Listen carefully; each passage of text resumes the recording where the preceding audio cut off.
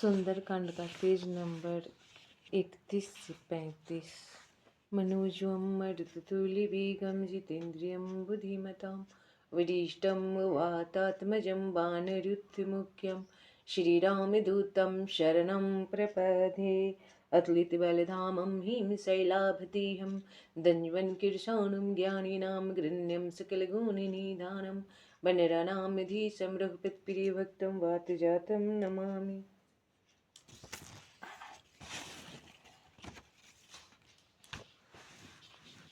तब यह कह विभीषण अपने मंत्री को साथ ले आकाश मार्ग से चले और सबको सुनाकर यह कहते गए कि श्री राम जी का राक्षसों के मारने का संकल्प सत्य है, तेरी सभा काल के वश है। अब मुझे दोष न देना, क्योंकि अब मैं श्री राम जी की शरण में जा रहा हूँ। अपने रावण भाई को ऐसे वार्तालाप बोलते और करते बिलापते जा रहे हैं विभीषण जी श्री राम जी के चरणों में। श्री राम जी का राक्षसों के मारने का संकल्प सत्य है। ऐसा कहकर विभीषण जो ही चला कि उसी क्षण वे राक्षस आयुहीन हो गए। हे पार्वती, स्वजनों की अवज्ञा का यह फल है कि वह उसी क्षण समस्त कल्याणों की हानि कर देता है। रावण ने जो ही विभीषण का त्याग किया तो ही वह भागा ईश्वरहीन हो गया। इधर विभीषण प्रसन्न मन से अनेक मनोरथ को विचारते हुए श्री राम जी के पास चले और आज चलकर कमल के समान उन कोमल चरणों को देखूंगा कि जिन चरणों का स्पर्श से अहिल्या तर गई, पत्थर से मनुष्य बन गई, और जो चरण दंडक बन को पवित्र करने वाले हैं उसी चरणों का दर्शन करूंगा जिन चरणों को सीता जी अपने हृदय में लगाए रहती है। आज मैं उसी चरणों को दर्शन करूंगा जो कपट मृग के साथ दौड़े थे और जिन चरणों को महादेव जी धारण किए हैं। बड़े भाग्य है, आज मैं उन्हें देखूंगा अपनी नेत्रों से। और जिन चरण की पादुका को भरत जी मन में लगाए रहते हैं, आज मैं जाकर उन्हीं चरणों को अपनी इन आँखों से अब दर्शन करूंगा। इस प्रकार प्रेम युक्त विचार करते हुए विभीषण जी समुद्र के पार आए। इधर जब वानरों ने विभीषण को आते देखा तो समझे कि कोई शत्रु पक्ष का आ रहा है, दूत है। तब उसे रोककर सुग्रीव के पास आए तो सुग्रीव ने कहा, हे राम जी, रावण का भाई विभीषण आपसे मिलने आया है। फिर तब प्रभु ने कहा, हे मित्र सुनो, यह पूछो क्यों आया है। तब सुग्रीव ने कहा, हे श्री रामचंद्र जी, निशाचरों की माया जानी नहीं जाती, पता नहीं यह काम रूप किस कारण से आया है। यह मूर्ख हमारा भेद लेने के लिए आया है, अतः इसे बांध लिया जाए, यही अच्छा है।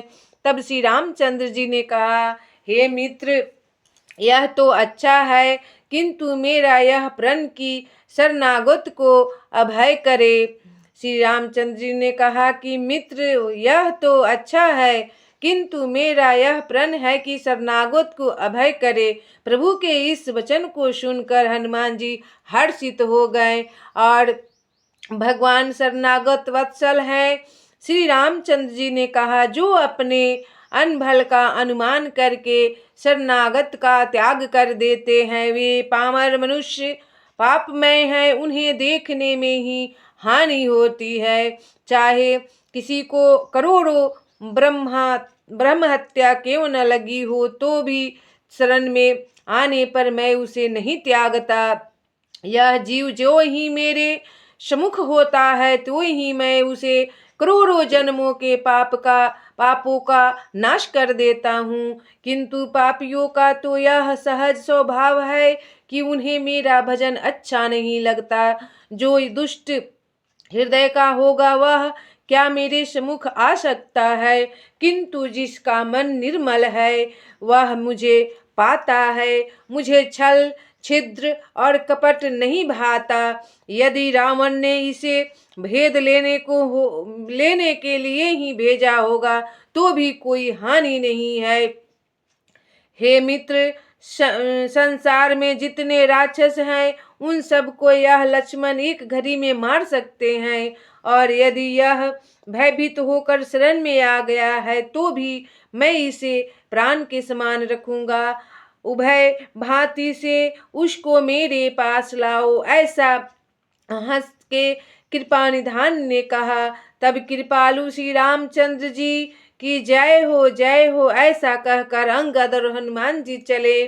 फिर तब उसको सब प्रेम आगे करके बंदर चले कि जहाँ सुख के सागर श्री राम जी विद्यमान है। तब दूर ही से विभीषण ने आनंद के देने वाले श्री राम लक्ष्मण दोनों भाई को देखा, और फिर शोभा के साथ धाम श्री राम जी को एकटक देखकर पांव रोककर खड़ा हो गया।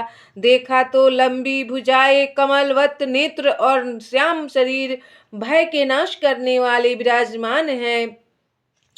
के हरिकंध चौड़ी छाती शोभायमान है। मुख की शोभा कामदेव के मन को मोहित करती है।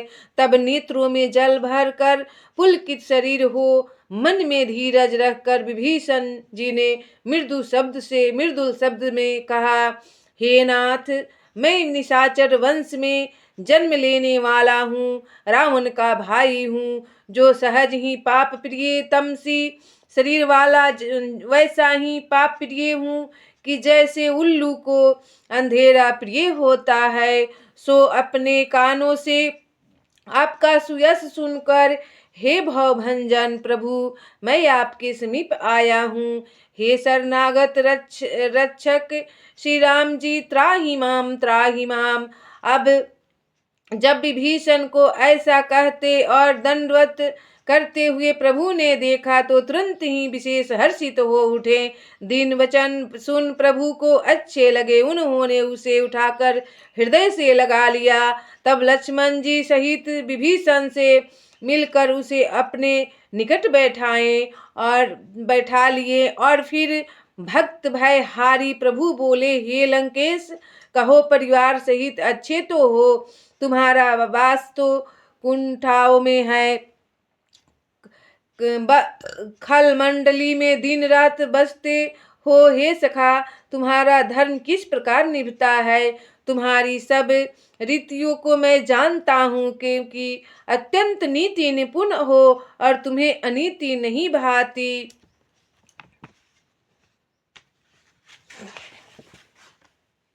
फिर हे तात, नाम का नरक का वास भले ही मिले, परंतु विधाता दुष्ट की संगति न दे। हे श्री राम जी, अब आपके चरणों को देखकर कुशल है कि जो आपने मुझे अपना जन जान कर दया की है। हे प्रभु, इस जीव की जब तक कुशल नहीं है और मन में विश्राम भी तब तक नहीं है, जब तक वह शोक के हरता आप श्री राम जी का भजन नहीं करता।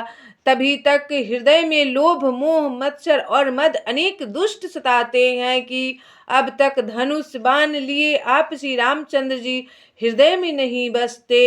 ममता रूपी रात्रि का घोर अंधकार और राग देश उल्लुकों का वास इस जीव के हृदय में तभी तक रहता है कि जब तक प्रभु प्रताप रूपी सूर्य नहीं उगता। हे प्रभु, किंतु हे श्री राम जी, अब तो आपके चरणों को देखकर सकुशल हूँ और मेरा भारी भय मिट गया।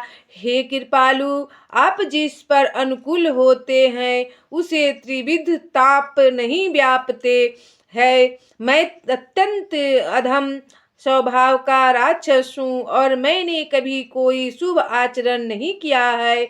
जिस प्रभु के रूप को मुनि लोग ध्यान में भी नहीं पाते, उन्होंने हर्षित होकर मुझे हृदय से लगाया। मेरा अत्यंत अहोभाग्य है कि उन कृपा के सागर सुख के पुंज राम जी के कमलवत चरणों को, जो ब्रह्मा विष्णु और महेश सर्वदा सेवित हैं, आज मैंने इन नेत्रों को नेत्रों से देखा है। हे विभीषण सुनो, मैं अपना स्वभाव कहता हूँ, जिसको कागभुशुंडी महादेव जी और पार्वती जी जानती है।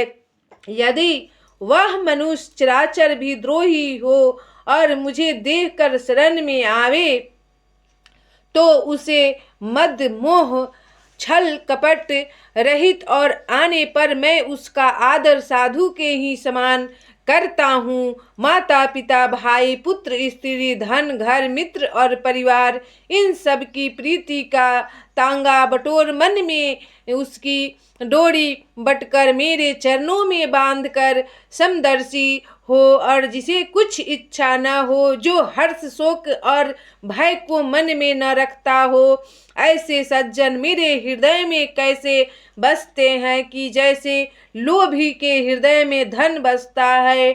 और तुम्हारे जैसे संत के लिए ही तो मैं शरीर धारण करता हूँ, नहीं तो मुझे दूसरा निहोरा ही क्या है। सज्जनों के पक्ष में सगुन उपासना ही हितकारी है, जो अपने पक्के नियम में दृढ़ तत्पर है और जो सर्वदा ब्राह्मणों के चरणों में प्रेम करते हैं, वे प्राणों के समान ही मुझे प्रिय हैं। हे लंकेश सुनो, वे सब गुण तुम में विद्यमान है, इससे तुम मुझको अत्यंत ही प्रिय हो। तब वानरों के समूह एक साथ मिलकर कहने लगे कि कृपा के समूह श्री राम जी की जय हो, जय हो। प्रभु के ऐसे वचन विभीषण के कानों में अमृत के समान लगे। हुए प्रेम में नहीं अघाते, इससे बारंबार प्रभु के चरणों को पकड़कर हृदय में लगाते, वह अधिक प्रेम हृदय में नहीं समाता।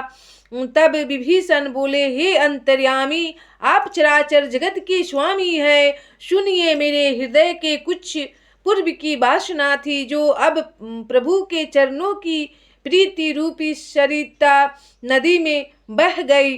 सो हे कृपालु, अब कृपा करके अपनी वही पवित्र भक्ति जो दीजिए जो शिव पार्वती के मन को अच्छी लगती है, मुझे वही भक्ति दीजिए। तब संग्राम में धीर प्रभु ने एवं अस्तु कहकर समुद्र का जल मांगा और हे सखा, यद्यपि तुमको कुछ इच्छा नहीं है, फिर भी संसार में मेरा दर्शन अमोघ है। ऐसा कहकर श्री राम जी ने विभीषण को तिलक किया। देवताओं ने आकाश से फूलों की वर्षा की।